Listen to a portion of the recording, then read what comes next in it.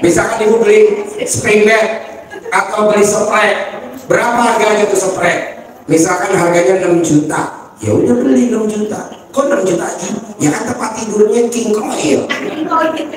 Kecuali tempat tidurnya kasur pakai kapur, ya lo tawar.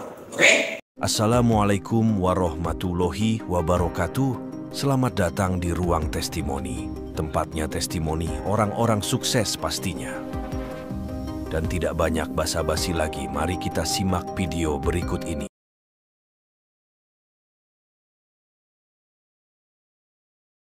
Assalamualaikum warahmatullahi wabarakatuh. Waalaikumsalam warahmatullahi wabarakatuh. Apa pertanyaannya? Pertanyaan saya Pak Haji, kan kemarin saya sudah banyak mengalami keberhasilan dari ilmu yang Pak Haji Salah satunya apa?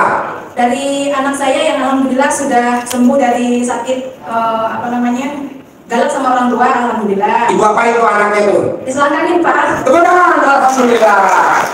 Kalau diselangkangin masih the best. Awalnya sebelum diselangkangin gimana? Setelah udah diselangkangin ada perubahan apa?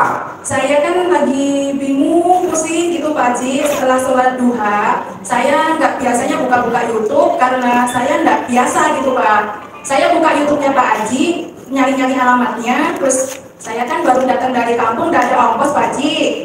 Buka celengan dapat 1.200.000, yang 1 jutanya saya sedekahkan buat anak saya Pak Haji.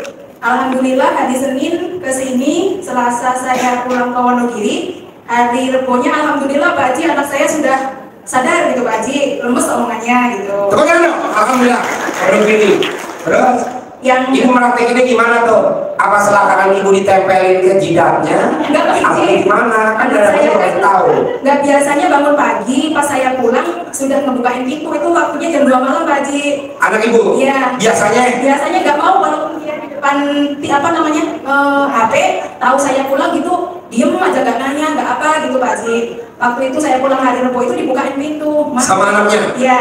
Sambil dia ngomong apa? Mak udah pulang, alhamdulillah Le, saya bilang gitu. Terus dia tidur Pak Haji, pagi biasanya nggak bangun, itu alhamdulillah bangun bawa cangkir yang sama temennya ngopi, terus cuci gelas gitu kan. Assalamualaikum, gue bilang gitu. Waalaikumsalam Mak, gini Pak Haji. Oh, Alhamdulillah Pak Haji kan sudah dapat ilmunya Pak Haji.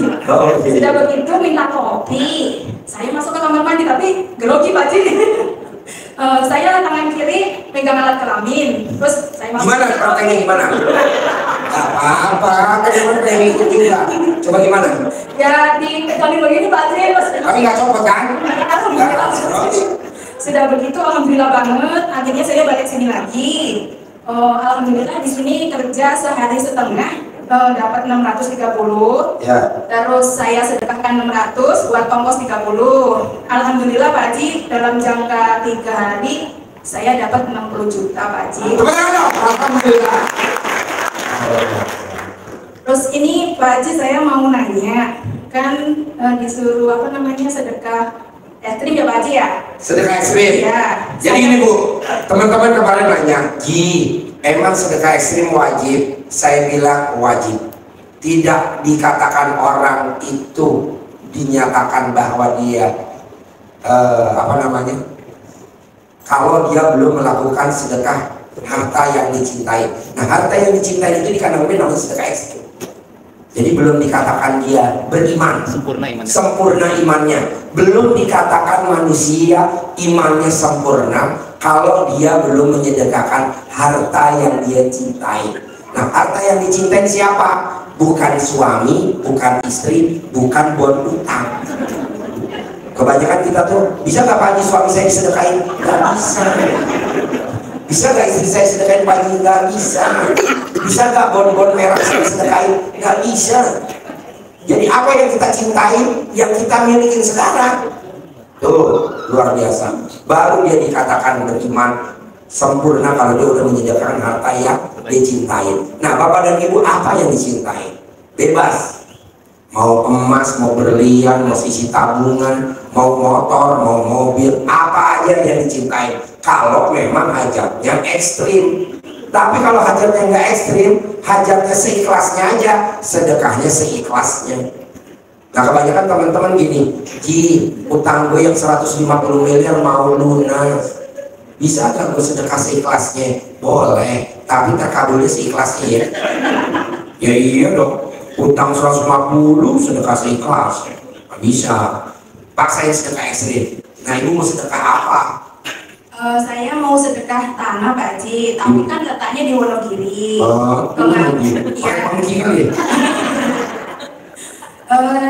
Ya alhamdulillah Pak Haji itu istilahnya hasil jerih payah sendiri, bukan dari orang tua Pak Haji. Alhamdulillah kemarin saya WA sama Bu Ai. Bu Ai bilang, oke Mbak, nanti saya konsultasi dulu sama Pak Haji itu. Karena utang saya kan masih banyak Pak Haji. Saya berniat untuk menyedekahkan tanah itu, gimana caranya gitu Pak Haji? Bisa, nanti diijabin aja. Saya sedekahin tanah saya di Wonogiri, nanti diurus sama Bu Ai. Di Wonogiri ada gudeg gak sih? Adanya tiwul Pak Haji. Suka makan tiwul. Ya ada, tadi harus hidup lagi. Bisa. Tepuk tangan, sedekah ekstrim tanah di Wonogiri. Assalamualaikum warahmatullahi wabarakatuh. Nanti jangan lupa ya, yang tadi saya ajarin ya. Satu, nggak boleh ngeluh, itu berlaku semua. Kedua, tiap detik dibaca atas ridho Allah Subhanahu Wa Taala dan karomahnya anak yatim. Sedekah ekstrim saya tanah di Wonogiri diterima sama Allah Subhanahu Wa Taala. Tukerannya, amin. apa tukerannya? Utang semuanya lunas. Amin. Ya, terima kasih Pak Haji. Muka awet tua. Jelas. Tua Pak Haji kebanyakan utang. Ya kan mudah gitu di kompresor. Amin. Yuk, utang dong. Wonogiri. Sedekah ekstrim tanah di Wonogiri. Bapak Jarot Medan. Yuk. Ada Pak Jarot?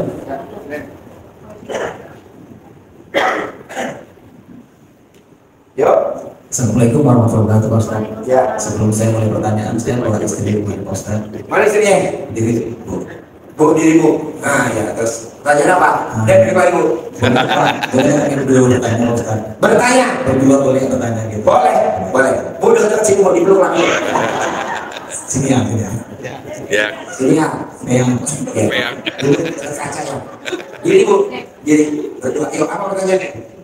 pertanyaannya, kemarin saya sudah jumpa Pak Ustaz mengenai Pak Haji, mengenai hajat saya kemarin. Hajat apa? Kemarin saya kan pertanyaannya, saya sudah pensiun, pendapatan lebih kecil dari pembiayaan, pengeluaran lebih besar dari penerimaan. Jadi saran Pak Haji kemarin kan hijabnya Atas ridho Allah Subhanahu Wa Taala dan karomahnya anak yatim LD Kanan B, saya bisa punya penghasilan sebulan 100 juta tanpa kerja, tanpa usaha, tanpa itu dibaca. Ya, Baca aja terus. Yang mau tanya sekarang ini, saya kan punya ada yang lagi Pak Haji, lupa kemarin mau bertanya. Oh, kelenjar. Sini Pak Haji. Obatnya apa? Obatnya apa? Oh, gampang, ludah basi sebelum kakinya turun ke lantai, teklokin di kelenjar. Itu penyakit suka bikin jengkel lawan jenis. Jadi buat bapak yang suka jengkelin lawan jenis, penyakit itu. Buat perempuan yang suka jengkelin lawan jenis, penyakitnya itu namanya kelenjar. Obatnya satu, mati, nggak ada obatnya. Senang dia tadi. Hah? Senang dia. Bukan senang, minimal kan lo mati nusan juga. Mesti sewa kuburan. Udah lah, obatnya udah basi, udah terkelola. Dan jangan diulangi lagi suka bikin jengkel lawan jenis. Contoh lawan jenis apa? Kita beli buah, yang dagang perempuan, belum deal harga, udah nyicipin mulu buku, udah nyicipin mulu kelekeng. Nah tuh lu. Jadi beli buahnya, tahu buah? Tahu buah, perempuan yang jaga. Nah lu belum deal harganya, udah nyicipin lagi.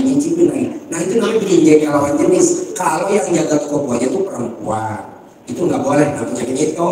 Insya Allah nggak dibentuk lagi Pak Ustaz. Nah jangan ulangi lagi kan, kerja lu gitu kan.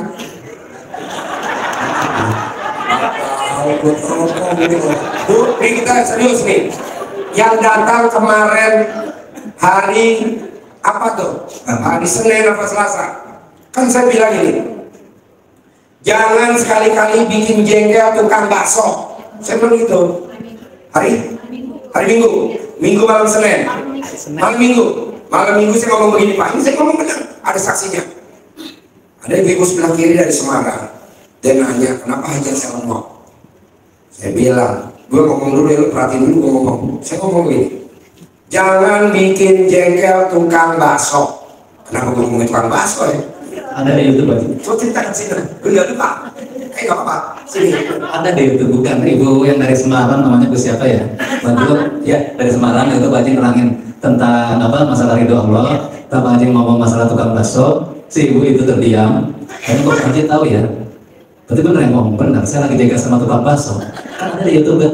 Yang saya naikkan ke YouTube yang masalah terkabul itu, ya. Nah beliau, nah ibu kenapa tinggal sama tukang bakso? Ya habis tukang bakso nyedukin air buat masaknya pakai ember kan. Kan saya lagi saya jaga banget. Nah, kata Pak Haji, benar ya Bu. Berarti kok kenapa nggak ngomong tukang somai, tukang ketoprak, katanya. Ya, Karena itu saya kalau ngomong tukang bakso, bukan ngomong tukang somai. Terus kenapa saya ngomong tukang bakso?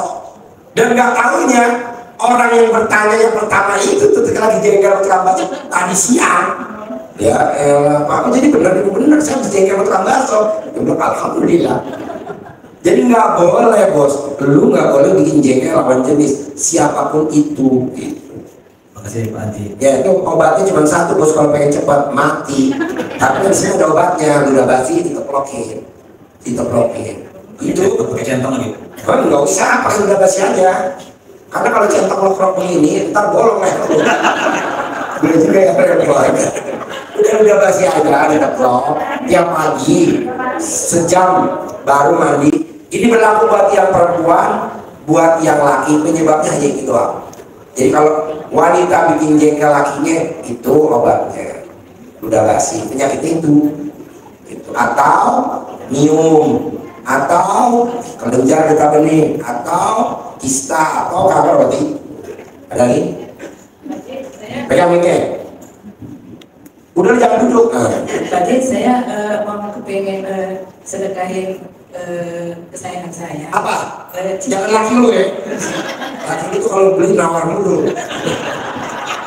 Jawab, bener gak? Bener. Alhamdulillah. Laki itu nawar mulu.